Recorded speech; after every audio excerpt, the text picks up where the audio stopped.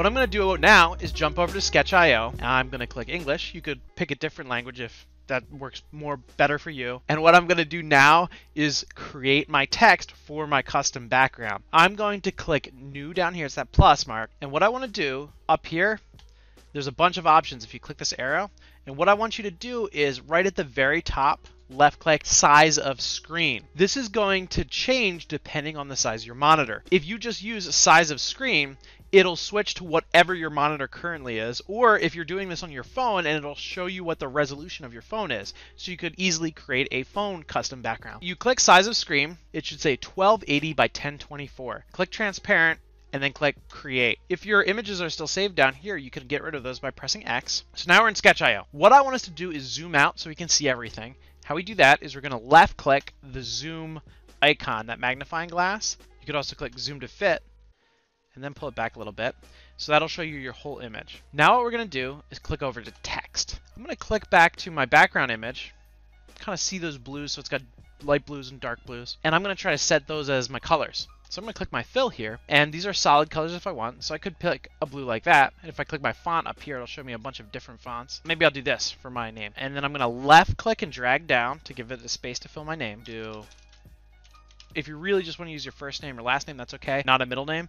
But try to write your full name so I can remember that. If we all have our names on our screens, it makes my life a lot easier as a teacher. It makes it easy for me to remember you. So you've typed your name, and should have your font, and should have your color. If you accidentally click out of it, how to select your text again is you have to go over to the arrow, left click your arrow, and then you can click again. If you triple click, 1, 2, 3, it'll select everything. Or you can just click in once and drag down using the select tool. You need to make sure if you want to change your name that it's selected, so it's got that blue highlight. Okay, so to change your color, say I wanted to change a little more, I can click over to these. There's the radial one, there's this one, which is kind of lighter blue and darker blue. Click out. I like that color a lot. But what I want to do is change the font. Maybe I don't like this as much. So I'm going to move over here. I'm going to come down a little bit. And notice now that I've picked the color, it's actually showing me the word I wrote in the color that I picked. The really great thing about Sketchpad, so this is pretty much the biggest font archive that you're going to find on the internet. I'm going to go with this one. Also, there's this outline button. If I left click that, down here, I'm going to click black. It says line width. I'm going to make that a little bit bigger, and it's actually going to let me add a line if I want to. I can kind of click here and that'll change what that looks like a little bit. And when I'm feeling good about everything that I've done, I've got my name and I'm ready to put it on my background, I'm going to save. So this is our save button here.